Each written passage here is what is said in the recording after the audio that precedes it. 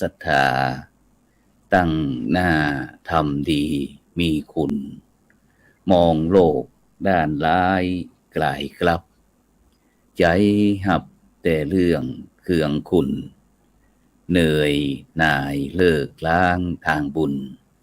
ชีพบุญแท้แน่เอ่ยขอกราบคำว่าธรรมสวัสดีกับบรรดาท่านผู้ฟังแล้วก็ท่านผู้ชมทุกท่านที่กำลังติดตามช่องธรรมะเป็นทีมทีวีออนไลน์กลุ่มพระสงฆ์อุบาสกอุบาสิการ่วมกันเผยแพร่ตั้งทีวีออนไลน์ตั้ง Facebook ทั้ง YouTube แล้วก็สถานีวิทยุ FM คลื่น 104.50 เมกะเฮิรตซ์วัดฝายหิน จังหวัดเชียงใหม่ซึ่งก็เป็นประจำทุกคืนวันอาทิตย์เนาะเวลาตั้งแต่ 20:00 นเป็นต้นไปเก้ากับผมอัตมาภาพพระครูโสพลปริยัติก็ได้นำรายการเห็นธรรมเห็นเราเห็นเราเห็นธรรมมาพบกับบรรดาท่านผู้ฟังท่านผู้ชมเวลาตั้งแต่ 20:00 นเป็นต้นไปจนถึงเวลาประมาณ 3:00 นซึ่งก็ได้รับความเมตตาจากพระมหาเถระเจ้าคณะพระสังฆาธิการที่ได้มาแลกเปลี่ยนเรียนรู้จากการทำงานในเชิงพระพุทธศาสนาเป็นของว่าวิถีธรรมวิถีไทยวิถีพุทธในการที่จะบำบัดทุกข์บำรุงสุขพี่น้องพุทธบริษัทโดยแนววิ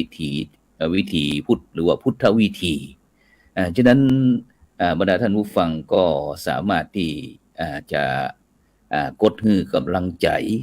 โดยการกดติดตามกดไลค์กดแชร์เพื่อเป็นธรรมทานยิ่งแชร์นักก็ได้บุญนักแชร์น้อยก็ได้บุญน้อยบ่แชร์ก็บ่ได้บุญ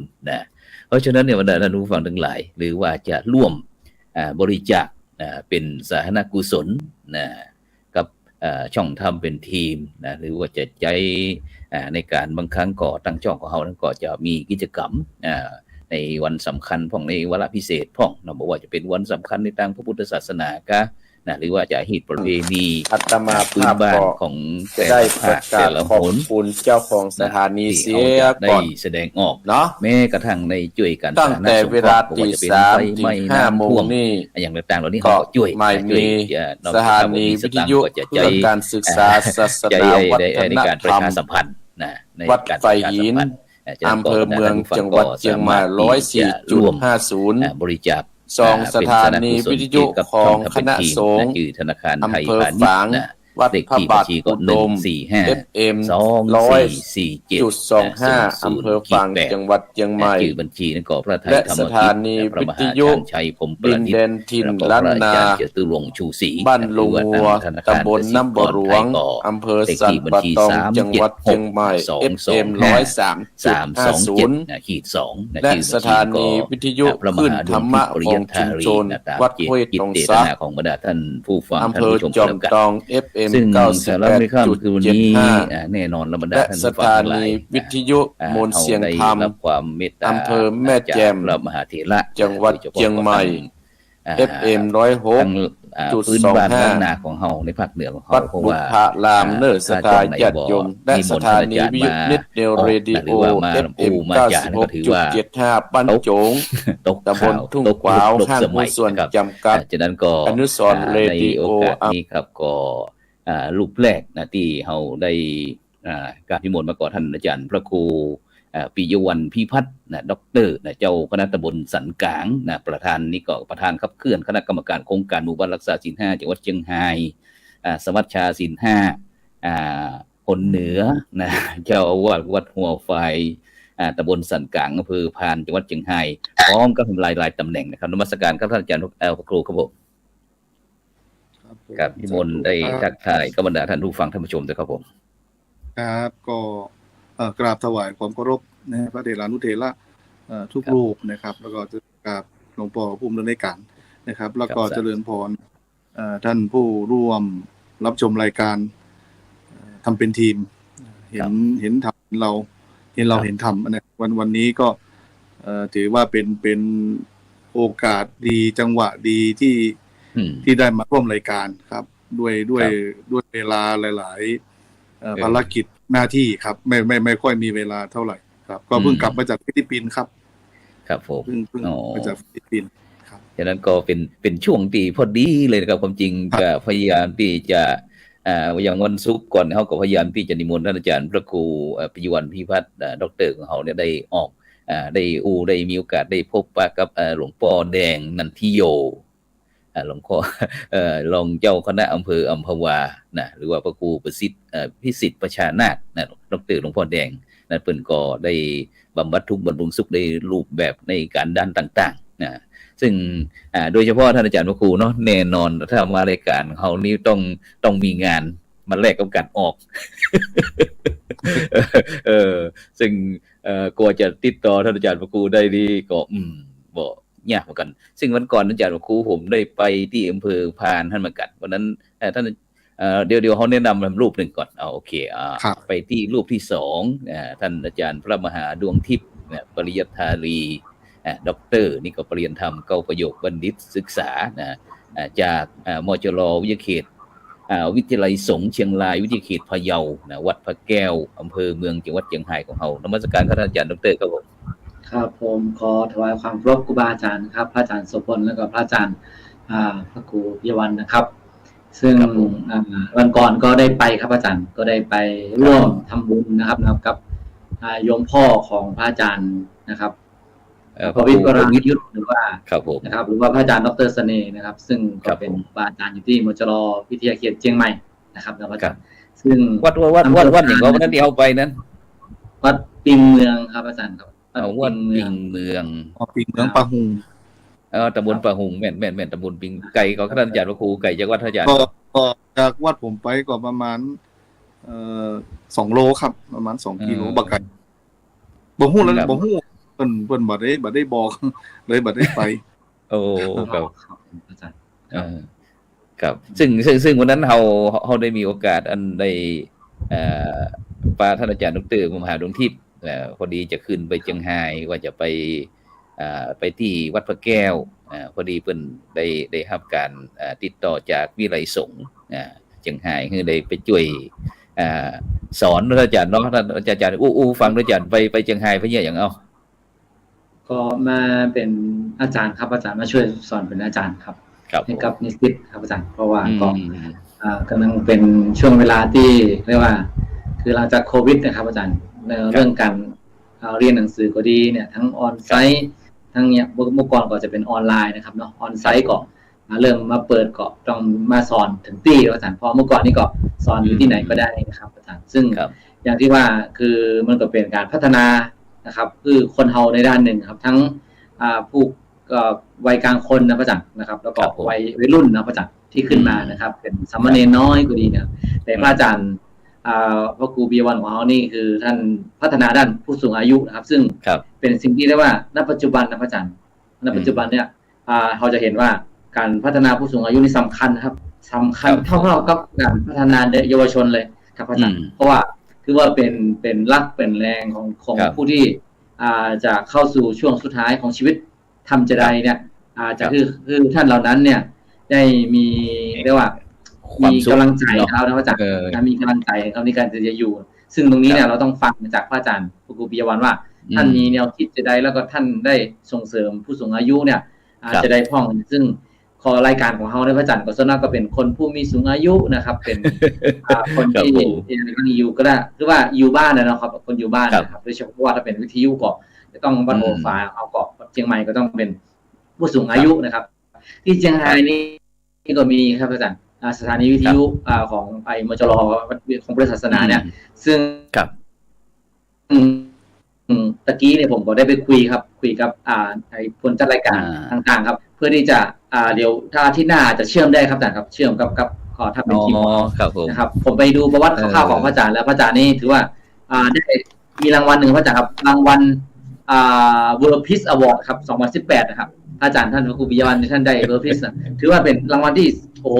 มันจะง่ายๆนะครับคนทั่วไปนี่มันจะได้ง่ายๆนะ World Peace นี่ครับAward นี่นะครับมันเป็นรางวัลสันติภาพโลกนะครับนะพระอาจารย์นะครับเนาะครับ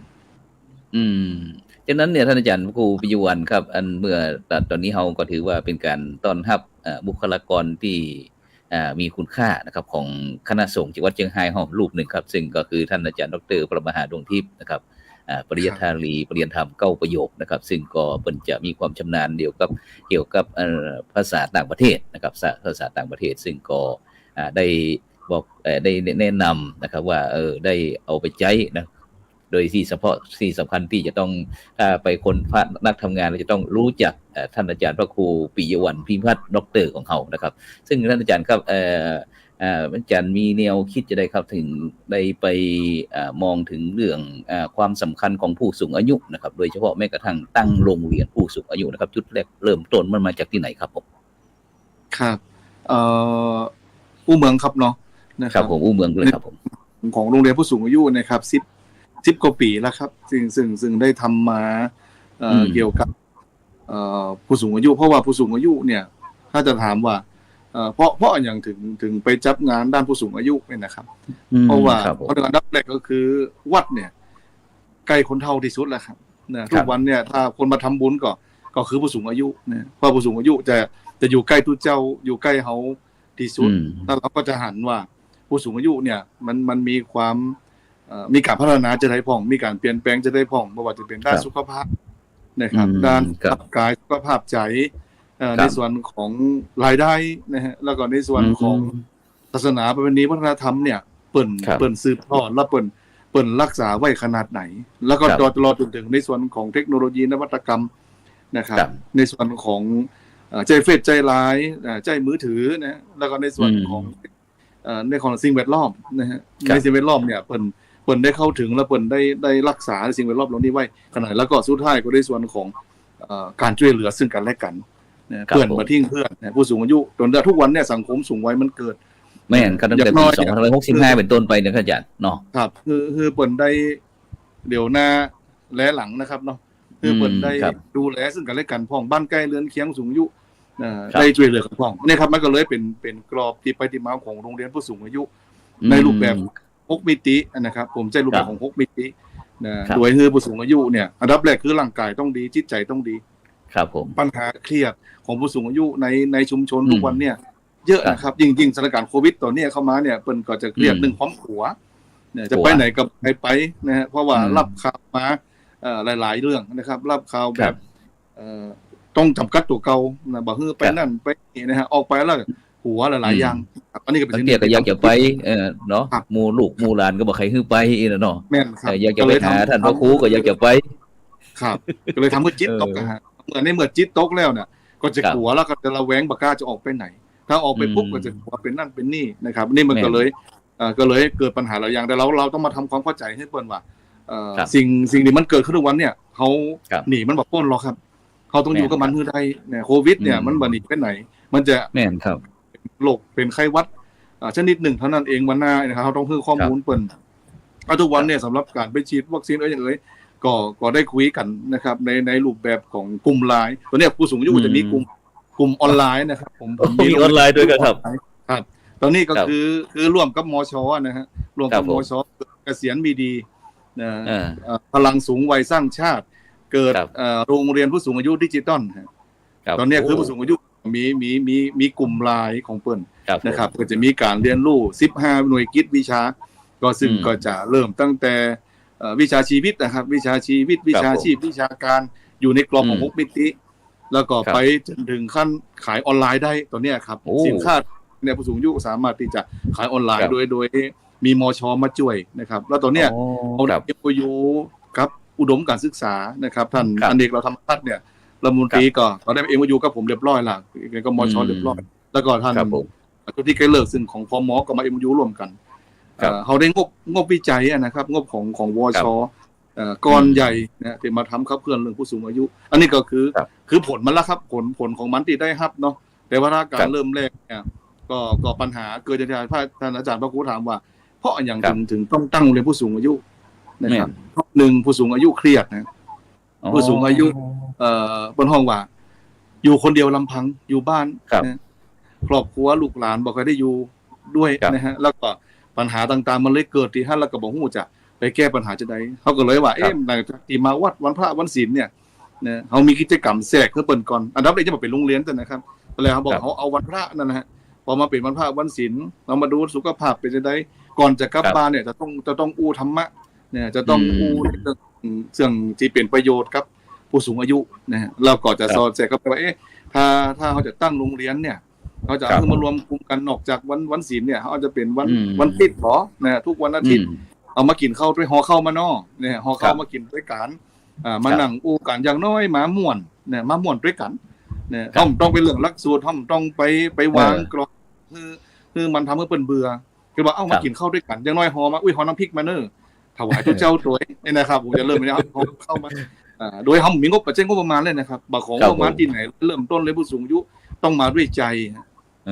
บัดนี้งบประมาณเป็นที่ตั้งบ่ต้องมีงบมาเป็นก้อนบ่ต้องไปคือไขมาดูแลเขาเนี่ยเขาต้องดูแลตัวเองก่อนอย่างน้อยเขามาด้วยใจนะครับเริ่มตอนนั้นเนี่ย100 กว่าคนนะฮะมารวมกลุ่มกันห่อเข้ามากินด้วยกันการแต่งกายกับเสื้อขาวเข้าวัดนะครับตามปกติมาวัดนุ่งเสื้อขาวมาอันดับแรกก็ไหว้พระสวดมนต์สวดมนต์แผ่ให้ใจเนาะเขาต้องถือพระรัตนตรัยเขาต้องสติปัฏฐาน4เดินนอนนั่งยืนอย่างต้องหู้ตัวอยู่เสมอนะครับเป็นการฝึกจิตฝึกใจคือกายจิตสุขนะฮะนี่เริ่มเรื่องสุขยุของหัวฝ่ายเนี่ยเรื่องของกายจิตสุขนะร่างกายต้องดีครับแล้วก็จิตใจก็ต้องดีแล้วความสุขจะตัวมานะครับมันก็เลยมานั่งอู้กันมากินข้าวด้วยกัน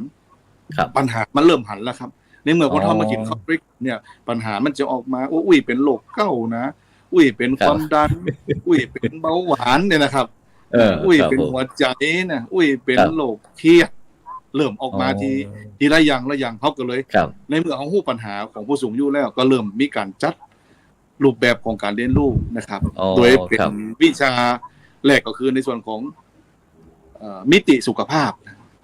เรียกสุขภาพอันดับต้นแรกเลยเนาะอันดับแรกคือสุขภาพมาก่อนครับเพราะผู้สูงอายุต้องสุขภาพจิตต้องดีนะครับสุขภาพจิตต้องดีนะแล้วก็ร่างกายก็ต้องดีนะครับหลายคนเนี่ยมาโรงเรียนเนี่ยใจไม่เต้ามานะฮะบางคนได้ใจไม่4 ขามาบางคนใจได้2 ขามาพอมาอยู่โรงเรียนสักพักนึงบัดใจไม่เต้าแล้วเพราะอาจารย์จะได้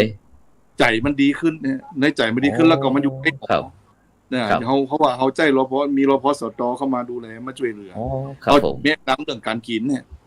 ถ้าคุณเป็นโรคเก้าเนี่ยคุณเป็นคนน้ำเบาหวานเนี่ยคุณจะดูแลสุขภาพตัวเขาไปจะได้อันนี้ก็เริ่มมีการเรียนรู้ขึ้นมาอาหารสิ่งไหนบอกควรกินอันไหนสิ่งไหนควรกินเนี่ยแล้วก็เขาจะพักผ่อนเวลาเจ้าใดเรื่องนาฬิกาชีวิตเนี่ยนาฬิกาชีวิตก็จะเกิดมาตื่นนอนต้องตื่นตี 4 ตี 5นะตื่นมาแล้ว7 โมงเจ้าต้องกินข้าวกินข้าวนะห้ามเกินนี่เนี่ยครับแล้วก็ช่วงกลางวันหลังจากนั่นก็ห้ามนอนบ่วันนะเป็นว่าห้ามนอนช่วงระยะเวลาช่วง9 โมงถึง10 โมง11 โมงเนี่ยห้ามนอนเป็นคือนอนบ่ายพักถ้าร่างกายต้องการพักผ่อนคือช่วงบ่ายเนี่ยก็เลยมีการเรียนรู้มีการพูดคุยกันนะครับทำคือเป็นหลักสูตรมิติของสุขภาพโดยหมอประทีนี้คือกับพสตเข้ามาช่วยนะครับคือคุณหมอคือทีมวิทยากรจิตอาสาเข้ามาช่วยเหลือนะครับอันนี้เ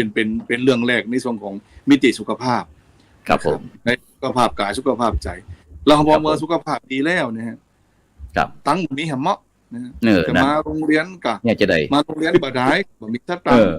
นะแล้วก็เนี่ยที่สตังค์ก็เลยคิดเรื่องของสุขภาพก็ควบคุมเรื่องของสมุนไพรเนี่ยผมก็เลยมาทำสมุนไพรคือปลูกสมุนไพรใกล้ตัวนะครับปลูกเลยเนี่ยปลูกขมิ้นนะปลูกข่าปลูกอย่างต่างๆแล้วเนี่ยครับที่มันจะเป็นกับเขาแล้วก็มันจะมีเซตขายเป็นชุดข่าจะขายใบมะกรูดเอามาชุดแกงต้มส้มพี่น้องใช่ครับจะขายบ่ได้กิโล7 บาทถึง10 บาทเพิ่นก็มาที่มีตลาดรองรับเพราะก็เลยมาทำลูกประคบครับตอนนั้นน่ะมาทำอาชีพแรกเปิดก็คือทำลูกประคบแล้วก็น้ำมันนวดนะครับน้ำมันลูกประคบนี้อันเฮาไปใจเกี่ยวกับโรคอย่างครับท่านอาจารย์พระครูครับผมลูกประคบนี่ก็คือเวลาเฮาเป็นเน็บช้านะครับเป็นปวดเมื่อยตามร่างกายนะครับแล้วก็มันได้จนถึงผลห้องว่าเวลาเฮาฟักพื้นนะครับเวลามันสามารถก็จะลูกประคบได้แก้ฟกช้ำได้นะครับแล้วก็ ไพตัวเนี้ยมันเป็นสมุนไพรใกล้ตัวแล้วก็ทำขึ้นมาได้ง่ายตัวนะครับเราเพื่อที่จะเอามาคือเปิ้นหมู่ที่เปิ้นเป็นอัมพฤกษ์อัมพาตฮะก็จะใจลูกประคบโดยประคบได้คือมันทุเลาแล้วคือมันดีขึ้นนะครับคนที่มีเวลาใจประคบก็ได้นะครับลูกประคบร่างกายมันมีตอนนี้เขาทำถึงลูกประคบสปาหน้านะครับลูกประคบหน้าก็มีครับยังลูกประคบนี่เขาจะมีบริการหรือว่ามีให้เปิ้นสามารถจะไปทำกับที่บ้านเองหรือว่าเขาจะต้องมีเจ้าหน้าที่ทำครับผมเขาสอนครับเขาสอนให้เปิ้นครับสอนวิธีการทำอย่างเช่นลูกประคบเนี่ยมันก็สูตรแบบมีอย่างนักครับก็มีอันดับแรกก็คือขมิ้นนะฮะขมิ้นมีปูเลยนะครับแล้วก็จะมีในส่วนของพิมเสนกระบูนอย่างนี้ครับที่เขาเพิ่มเติมเข้ามาแล้วก็จะมีใบบักคูดมีจักไข่ตากแห้งทั้งหมดเลยครับเอามาผสมประสานกันนะครับมีใบบักตาเสือมีใบคนห่อใบบักคูดนะครับมีใบส้มปอยนะครับเอามาตากแห้งเสร็จแล้วก็เอามาห่อให้เป็นลูกประมาณ100 กรัมนะครับแล้วก็เอาไปนึ่งเอาไปต้มกันแล้วก็ไปนึ่งแล้วจะกลับมาประคบได้นะครับก็ลูกหนึ่งก็ใจประมาณ 7-8 ครั้งได้ครับเก็บใส่ตู้เย็นไว้ได้เนี่ยแล้วก็มันมีลูกประคบแบบสดก็คือใจแบบสดๆเลยครับอันนั้นก็ประคบสดก็ทำตอนนั้นแล้วก็ใจตอนนั้นได้เลยนะครับแล้วก็เอามาสกัดที่เป็นน้ำมันนวดแถมนะครับลูกประคบไอ้สูตรลูกประคบเลยนะครับแล้วก็เอามาทำเพื่อเป็นน้ำมันนวดเอามาทอดนะครับทอดเพื่อเป็นน้ำมันนวดอันนี้ก็สำหรับคนที่มีเวลาประคบก็จะใจน้ำมันนวดนะครับทาตามร่างกายครับเหมือนกับน้ำมันหมวดทั่วไปนะครับเหมือนกับยามองนะเรามาสกัดเป็นยามองตัวนี้นะครับอันนี้ก็ทำผู้สูงอายุได้1อย่างน้อยบ่ต้องไปซื้อยามองละเราต้องไปซื้อน้ำมันนวดมันต้องไปซื้อลูกประคบก็สามารถที่แปลงแล้วใจคนเดียวแล้วก็สามารถที่สร้างรายได้ให้ตัวเก่านะครับเขาสอนนวดตัวนี้นะครับเขาสอนนวดสอนประคบแบบง่ายๆคือเปิดตัวมันก็เริ่มมีรายได้นะครับพอมีเริ่มมีรายได้ก็จะเริ่มมีตลาดสีเขียวอย่างที่เห็นว่าเป็นตลาดสีเขียวก็จะมีพักเนี่ยเอาพักเนี่ยมาขายไอ้มีนอมาขายพักไอ้มาให้ครับแลกเปลี่ยนกันบางคนเนี่ยเอามาเปิดได้แลกกันครับบางคนบ่ขายบางคนบุ้งของคุณยายนี่หน่อไม้แลกกันเอามากินด้วยกันนะครับก็จะสร้างรายได้มีตลาดที่เปิดนะครับมีตลาดทั้งตลาดในตีนาวัดทั้งตัวทุกวันอังคารนะครับก็จะมีโรงเรียนสูงอายุที่นี่จะเข้าทุกวันอังคารนะครับเราก็จะมีตลาดด้านนอกก็คือตลาดของอบจ.นะครับอบจ.ก็ทำตลาดไว้ให้เขาแล้วก็ในส่วนของอบต.ก็จะมีตลาดทุกวันศุกร์แล้วก็มีทุกวันตอนเย็นที่ปากทางเข้าหมู่บ้านมาก็จะเป็นตลาดผู้สูงอายุเอาของไปขายได้ตลอดเลยนะครับท่านที่ปลูกผักมา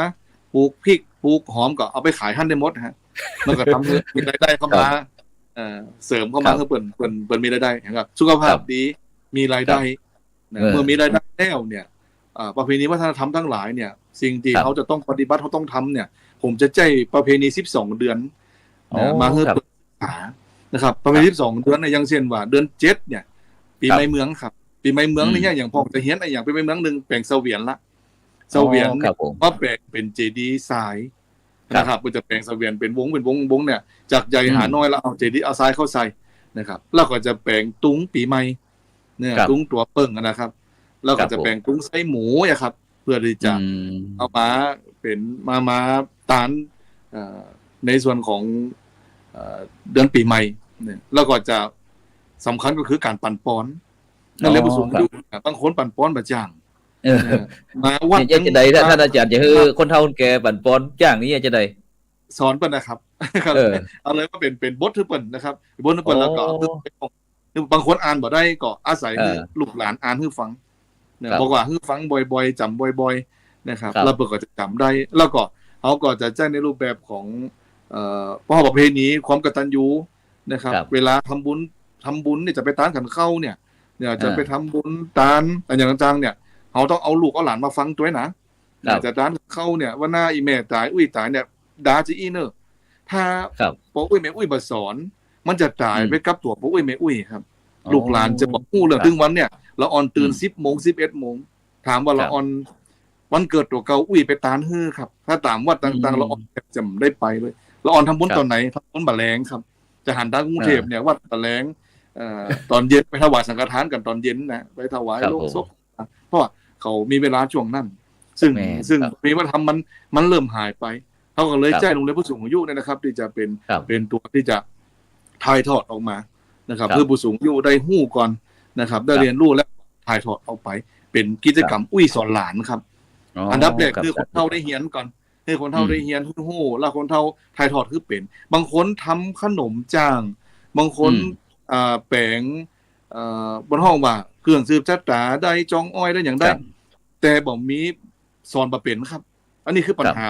ของปราชญ์ปัญหาของคนเฒ่าที่เป็นวิทยากรคนเฒ่าที่เป็นครั้งปัญญาเนี่ยเขาเลยบอกเขาเลยเกิดครั้งปัญญาผู้สูงอายุขึ้นมาตัวแห่งหน่วยงานหนึ่งควบคู่กับโรงเรียนผู้สูงอายุเขาก็เลยโรงเรียนผู้สูงอายุเป็นที่ถ่ายทอดเป็นที่คือคนเฒ่าได้ฝึกสอนได้เล่าให้กันฟังนะครับเรื่องง่ายๆก็จะมีคนเฒ่าได้มาเล่ากันคู่กันนะครับว่าเขาจะแปลงขนมเนี่ยแปลงขนมจ๊อกเนี่ยได้บ่ฮื้อมันติดตองแล้วก็บางกรเนี่ยเขาจะหันว่าแปลงขนมจ๊อกติดตองมันตึงเดี๋ยวนี้มาน่ากินนะครับแต่ถ้าอย่างไรคือมันแบบติดตองคุณได้ขายแน่นอนครับเป็นเขียนแก้วขึ้นมาก็ครับแล้วเป็นขนมจ๊อกเอาน้ำมันเข้าใส่ก็คนเฒ่าตีเปิ้นฮู้แท้ๆเพิ่นจะสอนแล้วนี่นะครับเนี่ยมันก็บอกมันมีหลายๆอย่างที่ภูมิปัญญาอยู่กับคนเฒ่านักถ้าเฮาบ่เอาคนเฒ่ามาเรียนรู้เฮาเอาคนเฒ่ามาถ่ายทอดตายก็เปิ้นหมดนะครับของผมเนี่ยผมได้ตำหายาหลายๆอย่างเลยครับจากคนเฒ่านะครับแล้วก็ถ้าบ่พระบ่ขอเพิ่นเฮาว่าบ่ขอเพิ่นมาบ่เกยมาไว้กับเฮานะครับผมหายกับเปิ้นแน่นอนเนี่ยบ่เนี่ยเป็นเวทีหนึ่งด้านภูมิปัญญานะครับต่างๆเขาจะได้มาหมดเลยตำหายาตำหาตำหาแบบดีๆทั้งนั้นเลยครับได้มาเป็นเล่มๆนะครับที่วัดนี่น่ะมีปั๊บมีอย่างหลายๆอย่างนะครับอันนี้ก็เป็นสิ่งหนึ่งที่มันได้ควบคู่กับเรื่องผู้สูงอายุนะครับมีที่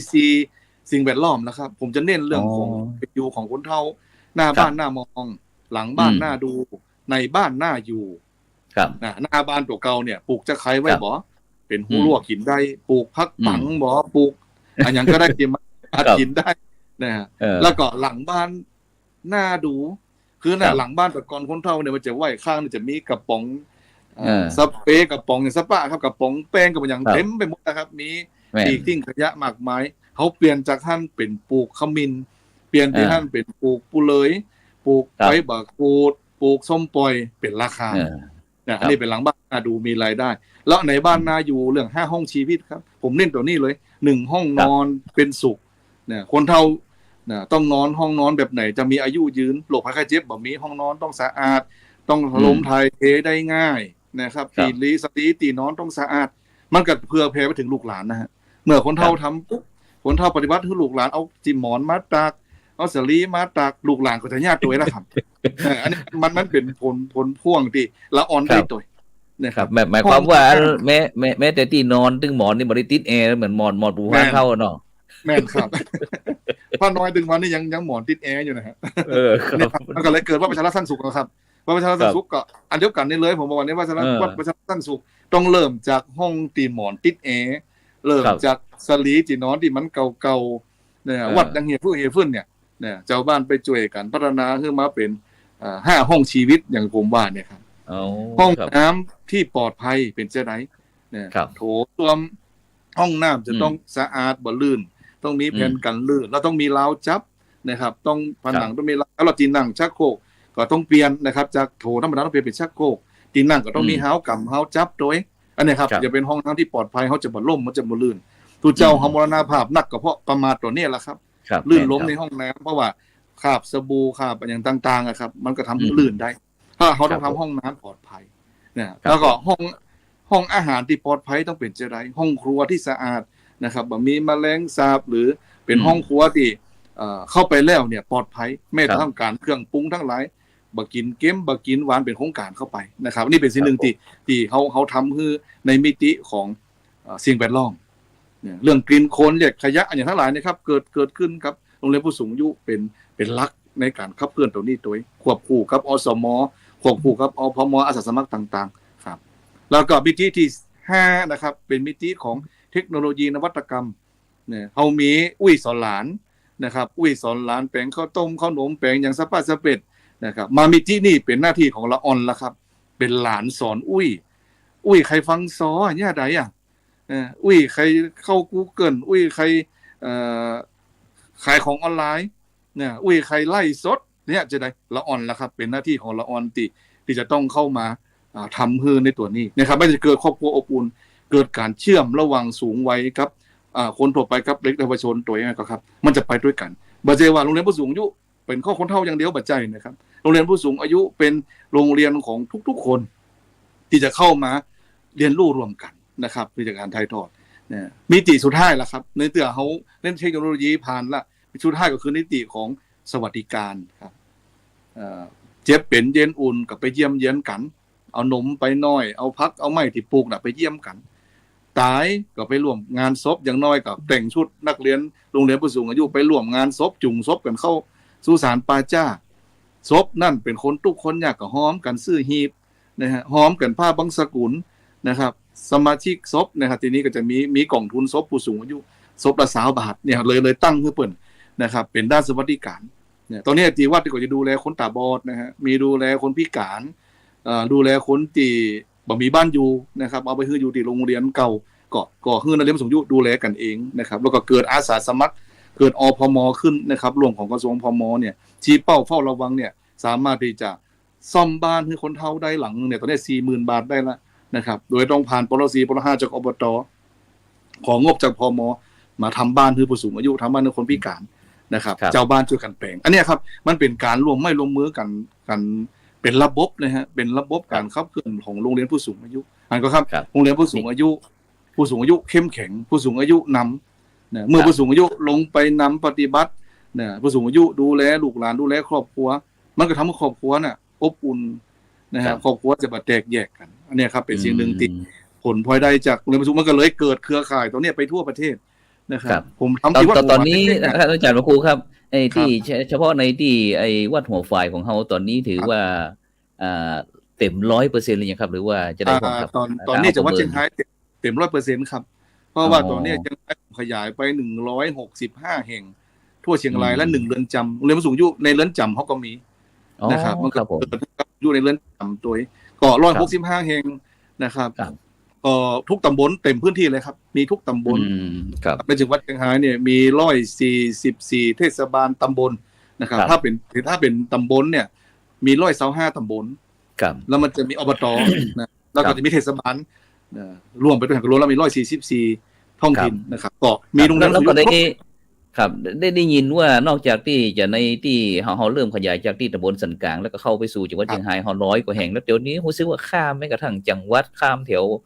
เกือบจะทั่วประเทศครับอาจารย์ครับเนี่ยเปิ้นไปเนี่ยเปิ้นจะได้ครับเปิ้นไปเฮียนฮู้จะได้มันเป็นการขยายเครือข่ายของโรงเรียนผู้สูงอายุคือเกิดจากจังหวัดหัวฝายนะครับขยายไป165แห่งทั่วเชียงรายนะครับแล้วมันมีโรงเรียนต่างจังหวัดที่มาศึกษาดูงานที่วัดนะครับผมก็จะเชื่อมเครือข่ายกับเขาด้วยว่าถ้าอยากเข้าเครือข่ายกับเขานะครับเขาก็จะไปดำเนินการเขาจะไปช่วยกันดูแลช่วยขับเคลื่อนคือวิธีการคือแนวทางเขาเป็นเครือข่ายเขาทั้งหมดตอนแรกก็เริ่มภาคเหนือก่อนนะครับเริ่มภาคเหนือทั้งหมด17จังหวัด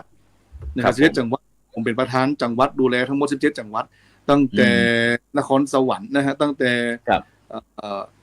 พุ่นขึ้นมาเลยนะครับตั้งแต่จนถึงแม่ฮ่องสอนนะครับทั้งหมดเหนือบน8จังหวัดเหนือล่าง8จังหวัดนะครับได้ทำตอนนี้เป็นองค์กรสาธารณประโยชน์จดทะเบียนเป็นองค์กรสาธารณประโยชน์เรียบร้อยแล้วตอนนี้ก็ล่าสุดในปีนี้ก็ขยายเป็นแห่งประเทศไทยแล้วครับผมเป็นประธานครับสาธุครับแห่งประเทศไทยตัวนี้ดูแลอยู่ 2,000 กว่าแห่งครับโรงเรียนผู้สูงอายุทั่ว 2,000 กว่าแห่งแล้วก็เป้าหมาย6566เนี่ยเขาจะไปให้เต็มนะครับเขาจะไปเต็มทั่วประเทศทุกจังหวัดแล้วก็ทุกอำเภอทุกตำบลครับก็จะเหมือนเชียงรายตัวนี้อย่างเชียงใหม่นะครับเชียงใหม่มี200 กว่าตำบลตอนนี้เชียงใหม่มี170โรงเรียนผู้สูงอายุได้ละนะครับครับผมสาธุครับทุกประเทศเนี่ยดูแลเป็นประธานเครือข่ายอยู่นะครับโดยมีมข.ไปช่วยหนุนเสริมนะครับตอนนี้ผมเอามหาวิทยาลัยทั้งหมดนะครับทั่วประเทศเนี่ยเข้ามาช่วยกันขับเคลื่อนโดย MOU ร่วมกับท่านรัฐมนตรีเรียบร้อยนะครับแล้วก็เอากสน.ทั่วประเทศนะครับ MOU กับกสน.เลขาธิการกสน.ที่กสน.จะยุบนะครับจะยุบกสน.ขึ้นเป็นกรมครับเป็นกรมส่งเสริมการเรียนรู้ก็จะ มีงบประมาณอยู่ในมือเยอะแล้วก็ไปทั่วถึงนะครับจะมีงบประมาณมาช่วยเหลือเลี้ยงผู้สูงอายุตัวอย่างโดยนะครับก็ได้จากภาคีเครือข่ายตัวนี้นะครับเขามีการในมือร่วมกันระดับชาติระดับประเทศทั้งหมด10 กว่ากระทรวงครับนี่ก็ขับเคลื่อนรวมคิดว่าสังคมสูงไว้ตัวเนี้ยจะเต็มพื้นที่นะครับมันเกิดขึ้นเยอะมากนะครับทุกวันเนี่ยแล้วก็ปัญหามันโดยมาติกคนเท่ามิติยูก็เริ่มขึ้นแล้วครับนะมันก็เริ่มที่จะมีบ้านนะฮะบ้านที่ดูแลผู้สูงอายุอย่างเช่นตอนนี้เขามี12 ศูนย์ทั่วประเทศถ้าเชียงใหม่ก็คือบ้านธรรมปกรณ์นะครับอ๋อบ้านธรรมปกรณ์ครับเหมือนในคูเมืองอยู่นี่คือเป็นศูนย์หนึ่งที่ทำงานกับเขาเป็นรองประธานผมเป็นประธานอ๋อเป็นเครือข่ายเขาเนาะครับผมก็คือผอตอนเนี้ยผมเป็นประธานประเทศไทยนะครับประธานเครือข่ายผู้สูงอายุไทยมีรองอธิบดีเป็นรองประธานนะรองอธิบดีผู้สูงอายุ2 ท่านเป็นรองประธานแล้วก็ผอทุกกองนะครับผอทุกบ้านเป็นคณะกรรมการของเฮาทั้งหมดนะครับจากชุดเล็กๆนะฮะจากวัดหัวฝายเนี่ยตอนนี้ไปอยู่ในกระทรวงนะครับไปอยู่ในกระทรวงนะฮะก็ตอนนี้ผมเป็นคณะทำงานรัฐมนตรีครับก็คือเป็นที่ปรึกษารัฐมนตรีพมก็ทำงานตัวนี้ก็มาเป็นการนุนเสริมครับถ้าเขาบอกมีบทบาทหน้าที่ในกระทรวงเขาก็บ่สามารถที่จะไปขับเคลื่อนกิจกรรมได้ทั่วประเทศได้ก็เลยเป็นที่มาของที่ปรึกษารัฐมนตรีพมซึ่งผมเป็นตัวนี้อยู่ครับในแต่งตั้งก่อนนี่ก็โดยใจพลังตัวนี้ขับเคลื่อนให้ทั่วประเทศนะครับครับฉะนั้นนอกจากที่เขาจะแรกเริ่มต้นเขาที่วัดหัวฝายนะครับตำบลสันกลางอำเภอพานจังหวัดเชียงรายแล้วก็รู้สึกว่าเดี๋ยวนี้ขยายไปทั่วประเทศนะครับแล้วก็เข้าสู่กรมกองเพื่อที่จะได้รับการพัฒนายกย่องนะครับเกี่ยวเพื่อให้มันมีความการกุ้งคงอย่างต่อไปประเดี๋ยวนี้รู้สึกว่าจะถึงแม้กระผ่านการเรียนผ่านระบบซูมครับท่านอาจารย์ครับครับเป็นระบบออนไลน์ครับก็จะได้มีวิธีการเป็นเขาร่วมกับมช.นะครับมช.ได้ทำหลักสูตร15หลักสูตร15วิชาครับเริ่มตั้งแต่พื้นฐานการใช้ชีวิตเลยฮะในเอา6 มิติเป็นหลักนะแล้วก็จะไปอย่างที่ผมได้นำเสนอว่ามันจะสุดไปถึงการขายออนไลน์ครับนะครับตั้งแต่วิธีการต่างๆแล้วก็มีการสอบนะฮะสอบในระบบพันเลยนะครับ1วิชาเนี่ยมันจะเป็นบ่ได้คือคนเข้ามาอ่านอย่างเดียวนะครับมันจะเป็นรูปแบบของวิดีทัศน์วิดีโอวิดีทัศน์วิดีอาร์นะครับเปิดให้มาดูเสร็จปุ๊บก็ทำข้อสอบ10 ข้อถ้าได้เป็นข้อถือว่าผ่านถ้าได้ข้อถือว่าผ่านก็จะได้ไปประกาศจากมช.อธิการบดีมช.ก็จะเซ็นใบประกาศคือทั้งหมด15 ใบก็ถือครบหลักสูตรของมีดีนะครับเกษียณมีดีสูงวัยสร้างชาติก็จะทำให้ผู้สูงอายุทุกคนได้เข้าไปเรียนได้คนพิการอยู่บ้านก็เรียนได้อะครับนะสามารถเรียนดูต่างประเทศก็เรียนได้นะโดยเขามาเป็นลูกศิษย์ดิจิตอลของเขานะเป็นโรงเรียนผู้สูงอายุดิจิตอลนะครับก็จะทำให้ผู้สูงอายุเนี่ยได้ค้นคว้าท่านอยากหู้สูตรหู้ตำราอยากจะห่อข้าวต้มขนมได้ทันนี้ในท่านมีหมดอะสอนทั้งหมดเลยแล้วก็สามารถที่ยิงตรงมาที่เขาได้ตัวแห่งครับแล้วตอนนี้ไปต่างประเทศแล้วฮะตอนนี้ก็ขยายผมเพิ่งไปฟิลิปปินส์มานะครับไปโรงเรียนผู้สูงอายุไปช่วยเปิดมาได้2 ปี 3 ปีนะครับดีดาวครับก็ไปทำมูลนิธิดูแลผู้สูงอายุเซติฮันเนี่ยอัลไซเมอร์นักขับเป็นผู้สูงอายุที่ถูกทอดทิ้งบ่มีลูกหลานเลี้ยงดูก่อนจะไปอยู่ที่มูลนิธินะครับซึ่งความเป็นอยู่ของที่ฟิลิปปินส์เนี่ยมันจะมีการลูกหลานจะทอดทิ้งนะบ่มีการไปสนับสนุนหรือว่าส่งเสริมเรื่องอาชีพอย่างที่เขาทำนะครับบ่มีกรมผู้สูงอายุบ่มีเปิ้นก็มีนายกเมืองอะฮะเปิ้นบ่มีนายกต่อ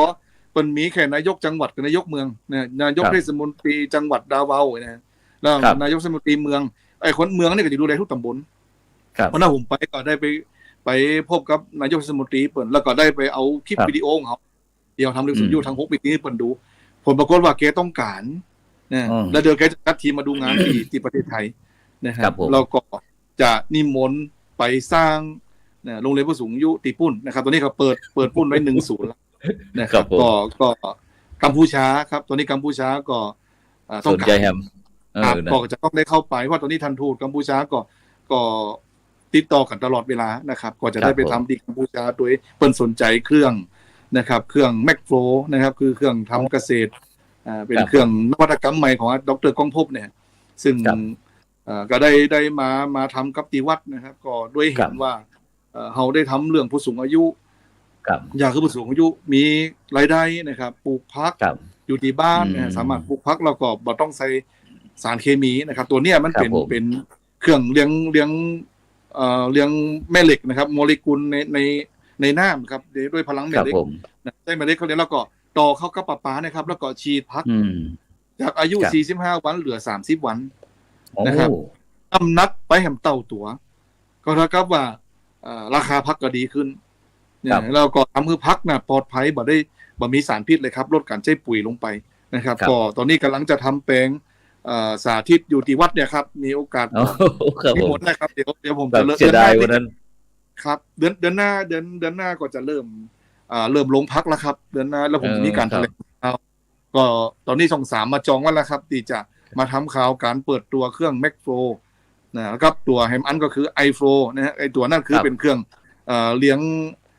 บนห้องว่าคลื่นสมองครับเครื่องไอโฟเนี่ยมันจะเป็นตัวเครื่องวัดพัฒนาคลื่นสมองและความคิดนะครับเป็นเครื่องมือช่วยให้มีสติรุดอะครับนะผมก็เลยตั้งว่าห้องพักจิตอ๋อครับผมพักจิตไอคือคนที่ฆ่าตัวตายแล้วออนตีเครียดกับความรักเครียดกับการเรียนคุณมาใจเครื่องที่แล้วคุณจะดีขึ้นอ๋อนะครับคิดมันจะบอกเวลาคือตัวเนี้ยมันเป็นผ่านการวิจัยทั้งหมดแล้วก็เขาได้งบประมาณของวช.ด้วยนะครับก็จะผมจะทำ16 ศูนย์ทั่วประเทศครับโดยมีผู้ใหญ่ใจดีจะเป็นสปอนเซอร์สนับสนุนเครื่องตัวนี้คือเขาไปเปิดศูนย์ไว้ให้เปิดทดลองนะครับแล้วก็ถ้าวันในอนาคตเนี่ยคนใดที่สนใจจะซื้อไว้เป็นของตัวเก่าก็บอกแปลงเครื่องแล้วอยู่ดีประมาณ 10,000 บาทนะครับแล้ว 10,000 บาทเนี่ยคุณสามารถที่ใจรักษาตัวเก่านะครับแล้วก็สามารถที่ไปสร้างรายได้ให้ตัวเก่าด้วยได้เห็นเขามีเครื่องเป็นตัว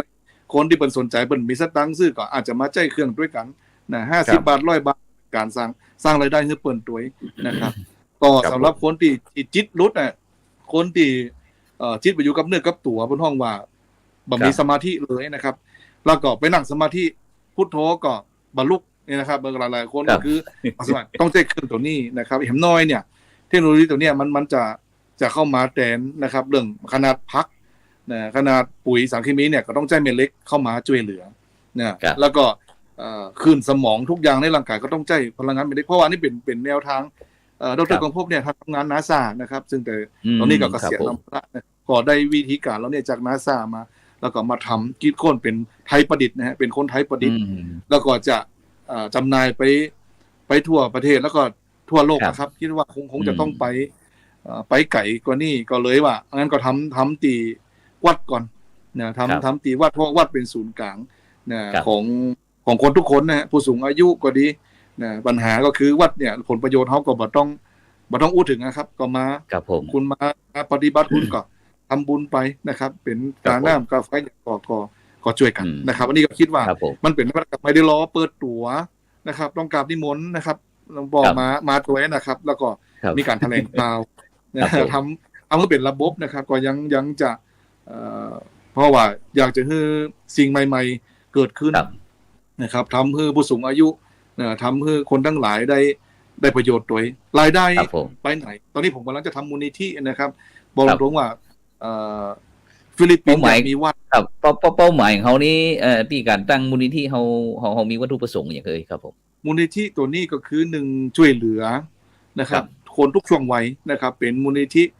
เพื่อสังคมเนี่ยนะครับช่วยเหลือคนทุกช่วงวัยแล้วก็ในส่วนของรับรักษานะครับรักษาตัวนี้ตัวนี้นะครับแล้วก็ส่งเสริมคือคนทั้งหลายเนี่ยได้ช่วยเหลือกันนะครับมูลนิธิตัวเนี้ยเขาจะทำขึ้นมาเพื่อรถเข็นนะฮะแพมเพิร์สแม้กระทั่งสลีตีนอนทุกอย่างที่เขาจะช่วยเหลือสังคมได้ก็จะตัวนี้แหละครับเข้าไปก็นี่ก็ทุนจด200,000นะฮะเพราะนั่นก็มีท่านพลเอกอดุลแสงสิงแก้วพร้อมทั้งทีมของวุฒิสภาก็รวมบุญไป 30,000 กว่าบาทนะครับก็ได้รวบรวมไว้นะครับก็มีผู้ใหญ่ใจดีหลายท่านที่เข้ามาร่วมที่จะทำมูลนิธิตัวนี้ครับก็จะเป็นจุดหนึ่งนะครับจะไปถวายบนห้องว่าไปทำงานเพื่อศาสนานะครับเพื่อพุทธศาสนาเพื่อสังคมนะครับแล้วก็ทั้งในประเทศต่างประเทศอย่างที่ฟิลิปปินส์เนี่ย คนไทยฟิลิปปินส์3,000 กว่าคนนะบอกมีวัดไทยไม่มีพุทธศาสนาในฟิลิปปินส์ผมก็เลยว่าเดี๋ยวถ้าวิจารณ์พิพัฒน์เสร็จเรียบร้อยแล้วจะไปตั้งวัดก็จะไปตั้งวัดที่ฟิลิปปินส์1 แห่งนะครับเพื่อให้คนไทยในฟิลิปปินส์มีศูนย์รวมจิตใจอยู่ตรงนั้นนะฮะก็ไปทำนี่ในนอนวันนี้กับวันนั้นก็ไปคุยกับท่านเอกอัครราชทูตนะครับคุยกับท่านทางนุ่นพร้อมนะฮะท่านสถานทูตที่ฟิลิปปินส์พร้อมเลยนะฮะวันนั้นได้มีโอกาสได้ไปพูดคุยครับก็คิดว่าสังฆะเพื่อสังคมครับผมนึกว่าเนี่ยเราต้องพลังบวรนะครับบ้านวัดราชการแล้วครับโรงเรียนมันบอกใครมีละแล้วก็ต้องเอาราชการเข้ามาช่วยกันเอาอย่าไปมองว่านี่ไม่ใช่กิจของสงฆ์เนี่ยท่านจะไปทำไมอย่าไปคิดจะอันนะถ้าคิดจะอันเนี่ยสังคมไปยากนะครับอยากจะพระเถระนะครับหลวงพ่อหลวงพี่พระหนุ่มไฟแรงนะครับช่วยกันผมว่าเราบ่ได้ทำพิษนะฮะเขาบ่ได้ทำนอกกรอบเนี่ยเราทำโดยอยู่ในกรอบนะครับอยู่ในการดูแลของผู้ใหญ่นะครับผมทำทุกวันนี้ก่อนด้วยของผู้ใหญ่พระมหาเถระนะครับที่ดูแลหลายๆองค์หลายๆท่านนะครับก็จะคือคำแนะนำว่าอย่าไปยุ่งการเมืองนะเนี่ยอย่าไปอย่างหลายๆผมก็บอกว่าเราต้องเป็นกลางเนี่ยเขาบอกปฏิเสธเนี่ยแล้วเขาก็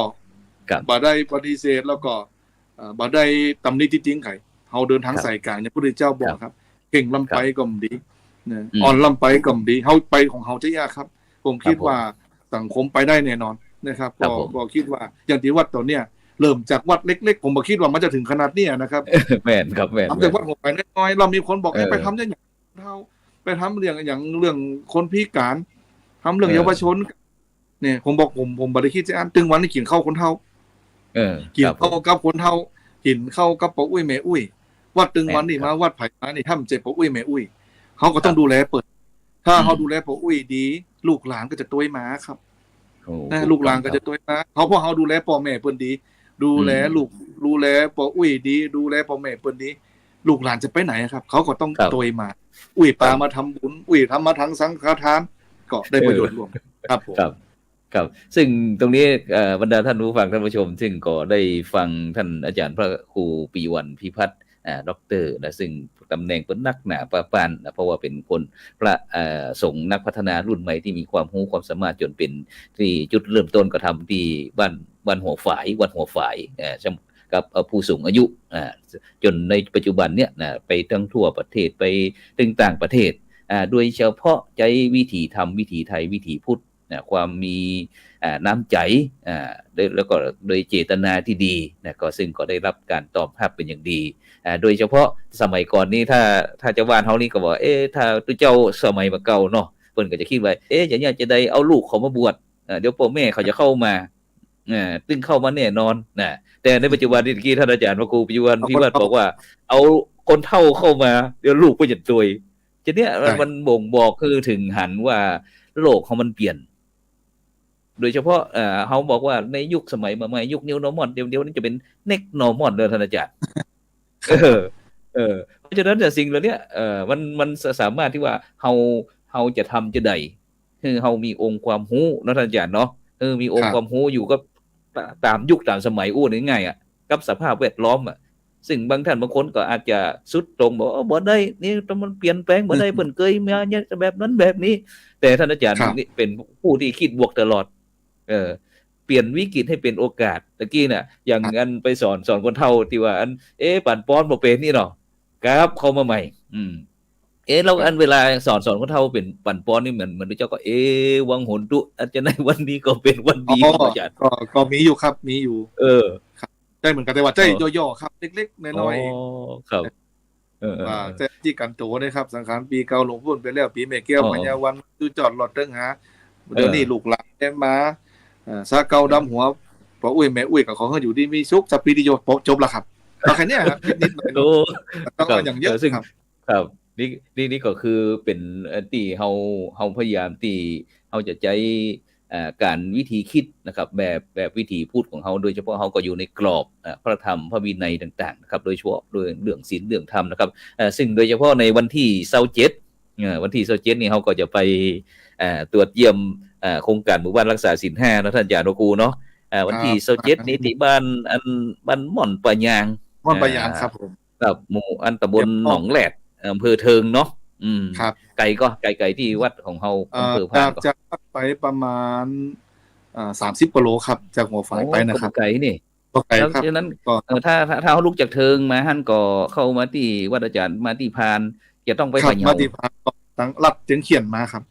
จากเจียงเขียนครับก็ลัดมาออกสันมาเขียดไปครับออกจากสันมาเขียดไปเลยก็จากใกล้ครับมาไกลวันนั้นถ้าเป็นไปได้นี่เขา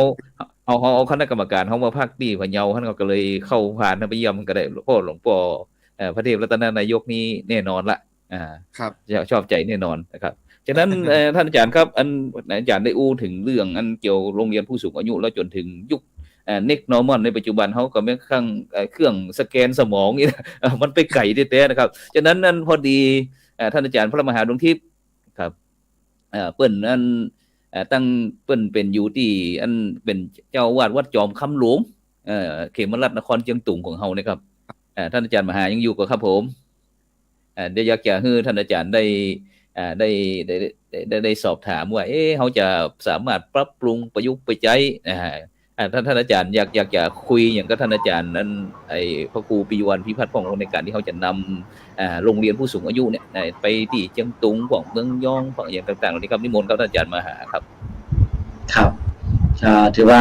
ได้ฟังแล้วก็โอ้แบบชื่นใจครับอาจารย์ครับคือได้เห็นพระสงฆ์นั้นได้มีบทบาทที่ว่าคือณปัจจุบันนี้เราก็ต้องคือช่วยเหลือนะครับเนาะช่วยเหลือชาวพุทธหรือว่าช่วยเหลือมนุษย์ด้วยกันนะครับอย่างที่ว่าเมื่อก่อนนั้นทั้งอย่างสมมุติว่าเด็กน้อยเนี่ยครับมีคนช่วยเยอะๆแล้วนะใช่ไหมครับเด็กน้อยก็ดีว่าคนทำงานก็ดีมีคนช่วยเยอะคนวิการก็มีคนช่วยเยอะแล้วแต่ทีนี้พระอาจารย์ท่านได้มองเห็นได้ว่าผู้สูงอายุนะครับหรือว่าในที่บอกว่าบางครั้งเขาจะเห็นว่าบ้านพักคนชรานะครับจะมีนักเนี่ยแต่พระอาจารย์เนี่ยทำวัดคือมันเป็นบ้านพักคนชราคือทั้งที่ว่าเป็นบ้านพักคนชราแบบใหม่นะคือหมายความว่าเราต้องมาพักครับแต่ว่ามาพักกายพักใจได้มาเรียนรู้กิจกรรมได้มาฝึกพัฒนาตัวเองแล้วก็ตอนนี้น่าจะเป็นระดับชาติไปแล้วนะครับต่อไปอีกไม่นานก็ระดับโลกตอนนี้ก็คือขยับไปที่ฟิลิปปินส์แล้วนะครับฟิลิปปินส์แล้วก็ต่อไปก็จะขยับไปแบบที่เฉพาะว่าเป็นด้านตะวันตกพระจันทร์ใช่ไหมครับทาง UK เขา USA พวกเนี้ยคือผู้สูงอายุนี่คือแทบจะว่าคือเขาทิ้งว่าง่ายเขาทิ้งนะครับทำจะได้เขาจะเข้ามาเนี่ยเป็นสิ่งที่สำคัญแล้วก็คือถ้าผมดูแล้วก็คือว่าไอ้นี่เป็นโครงการที่ดีมากครับผมก็จะนำไปใช้ครับจะอยากจะนำไปใช้ก่อนเดี๋ยวถ้าว่างๆเนี่ยผมก็จะไปศึกษาพระจันทร์คือถ้าเขาศึกษากันในออนไลน์บางทีมันบอกหันตัวพระจันทร์สมบูรณ์ครับต้องไปศึกษาโดยแบบไปดูงานแล้วก็บางทีก็อาจจะพานิสิตนะครับนิสิตนักศึกษาเนี่ยของไอ้วิทยาลัยสงฆ์เชียงรายของเขาเนี่ยอาจจะเป็นวิชาที่มันเกี่ยวข้องก็ดีหรือว่าบางครั้งวิชากรรมฐานของผมไปได้ครับคือไปดูว่าคนที่เขาฝึกกรรมฐานเนี่ยในชีวิตประจำวันของสมมุติคือใช้ชีวิตแบบว่าเราต้องนั่งสมาธิก็ได้นะครับแต่ว่าเขาสามารถฝึกคือเขามีสุขภาพร่างกายที่แข็งแรงมีสุขภาพจิตที่ดีนะครับนี่เป็นต้นนะครับอาจารย์ผมว่าในอนาคตผมก็จะไปดูแล้วก็ในวันข้างหน้านะครับคือแรกๆอย่างที่อาจารย์พูดมาเนี่ยผมเห็นภาพนะว่าเขาก็คือพวกผู้สูงอายุเนี่ยมันเข้าวัดอยู่แล้วนะครับเนาะเขาก็เป็นเรียกว่าคือเป็นอู่ข้าวอู่น้ำของพระสงฆ์อยู่แล้วเนี่ยพระสงฆ์เนี่ยบางทีก็คือไปมองข้ามนะครับผู้สูงอายุแต่ทางที่จะเอาไปช่วยเป็นต้นนะครับอาจารย์ซึ่งผมว่าแล้ว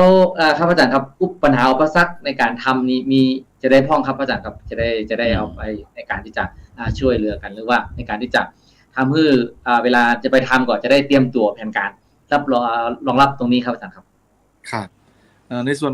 ของปัญหาอุปสรรคนะครับในส่วนของการทำโรงเรียนผู้สูงอายุสำหรับที่จะเริ่มต้นใหม่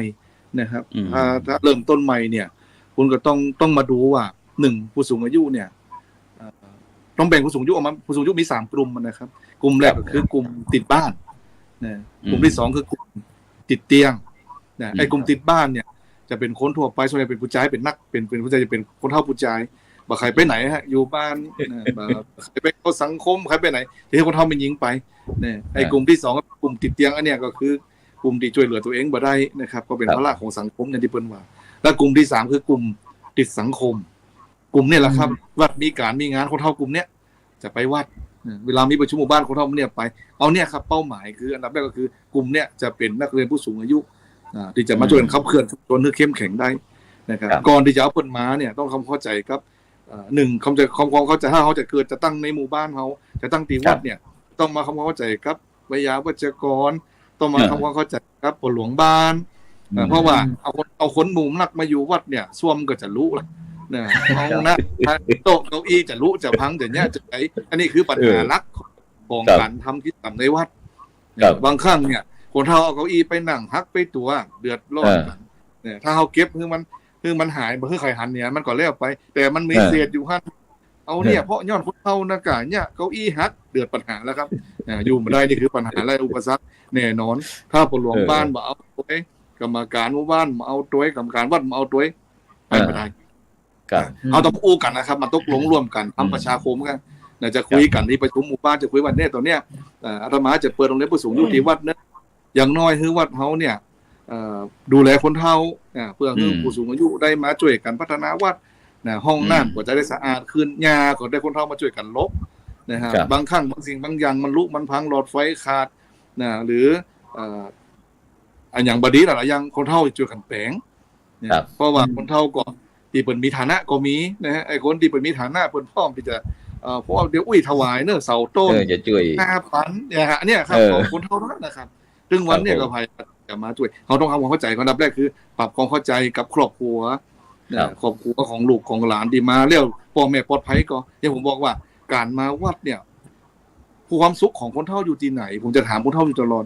เพิ่นบอกว่าความสุขมันอยู่ที่ลูกหลานเอาตังค์มาให้ความสุขมีข้าวกินอย่างผมบอกนี่บ่ใช่ความสุขของเฮาอยู่ที่ว่าไปที่ไหนแล้วปลอดภัยนะครับถ้าคุณปลอดภัยคุณอยู่ที่ไหนได้หมดเลยนะฮะเงินเนี่ยคุณหาบ่ได้ก็ได้นะครับเพราะที่จะทำกันนะครับร่างกายเฮาอุดมสมบูรณ์ร่างกายเฮาแข็งแรงเนี่ยคุณอยู่ได้เพราะว่าเนี่ยไปวัดปลอดภัยก่อนเนี่ยวัดเฮามีตังเดินที่มันปลอดภัยมีขี้ไข้คู่ขึ้นเนี่ยเดินไปพเลิดก็ก้นต่างปอดตะโพกแตกอย่างแตกเนี่ยใครรับผิดชอบพ่อแม่เปิ้นนะครับเนี่ยเขาต้องมาปรับต้องมาอู้กันอู้กับหลานเข้าใจก่อนแบบนี้เนอะอุ้ยเปิ้นดอกนอนเวลาบอกวันเฮาก็มีวิชามีชั่วโมงให้นอนนะฮะตรงนั้นผู้สูงอายุนี่นะถูกครับเสียดายได้ท่านอาจารย์เนาะอู้กันไปเวลาหมดไปอย่างนั้นเวลาจะหมดอันนี้ครับก็คือปัญหาหลายๆอย่างครับผมครับเอาเข้าใจให้ครอบครัวทำความเข้าใจกับชุมชนโดยเฉพาะวัดเนี่ยทำความเข้าใจกับคณะกรรมการเนี่ยคือเรียบร้อยเสร็จเท่ากับเปิดได้นะครับเนี่ยมันก็แล้วเรื่องอื่นๆหลักสูตรเนี่ยบ่มีปัญหาครับหลักสูตรเกิดจากผู้เรียนนะฮะอย่าไปตั้งหลักสูตรไว้รองรับมันต้องเกิดจากคนเรียนอยากเรียนเรื่องอะไรอย่างใจประชาธิปไตยครับผมจะถามว่าบนเสนอว่าอยากจะเรียนเครื่องสืบจัดจ๋ามีคนรับรองกี่คนถ้ายกมือ20คนจัดหลักสูตรนี่คืออยากเรียนปฏิบัติธรรมยกมือ10คนตกไปนี่ก็ถือว่าคุณก็บ่ได้เรียนเรานี่นะครับคนเฮาผู้ชายบอกอยากเรียนต้มรถถ้ามีคนรับรอง20คนจัดขึ้นเลยนะครับเอาวิทยาลัยเทคนิคมาอย่างมาช่วยกันนะครับมันก็จะเกิดการเรียนรู้ร่วมกันนะครับอันนี้ก็คิดว่าถ้าที่ไหนอยากทำนะครับพร้อมนะเพราะว่าเดี๋ยวคณะดูงานที่นี่ก็เริ่มฮับแล้วครับวันที่16นี่จะเมืองน่านมาดูงานนะครับนี่หลังจากโควิดมันดีผมก็ฮับคณะดูงานแล้วครับเริ่มฮับคณะดูงาน102ก็รับนะครับก็มาดูงานครับแล้วก็จะมีหลายๆพื้นที่จองมาจากสุพรรณบุรีราชบุรีก่อนนี้ก็จองมาคิวยาวเลยครับจากนั้นก็ต้องกราบขอบพระคุณกับท่านอาจารย์พระครูปิยวันพิพัฒน์นะครับหลวงพ่อเจ้าคณะตำบลสันกลางนะครับประธานคณะกรรมการโครงการอุปรักษาศีล 5จังหวัดเชียงรายเจ้าวัดหัวฝายนะครับอำเภอพานจังหวัดเชียงรายบรรดาท่านผู้ฟังก็อยากจะมีส่วนร่วมก็เบอร์โทรศัพท์นี่เด้อนะ081นะ602 7197นะแล้วก็แหมข่าวนึงก็เกี่ยวกับเรื่องพิธีตั้งประเรียนธรรมประโยค1-2 จนปท3นะที่วัดพระธาตุสีจอมทองคณะสงฆ์หนเหนือนะในวันที่23มิถุนายนปีพุทธศักราช2565นะที่วัดพระธาตุสีจอมทองอำเภอจอมทองจังหวัดเชียงใหม่แล้วก็จะมีโครงการพระอบรมพระวิปัสสนาจารย์หนเหนือนะที่วัดพระธาตุสีจอมทองจากนั้นก็บรรดาท่านผู้ฟังก็สามารถที่จะไปร่วมเป็นเจ้าภาพถวายภัตตาหารเพลน้ำปานะได้ตามกำลังศรัทธาจากนั้นก็วันนี้เวลาหมดเวลาขอบคุณท่านอาจารย์พระครูปิยวันพิพัฒน์นะพร้อมถึงท่านอาจารย์พระมหาดวงทิพย์เวลาหมดเวลานำรายการจากบรรดาท่านผู้ฟังไปก่อนรับฝันดีมีเงินใจไหลลง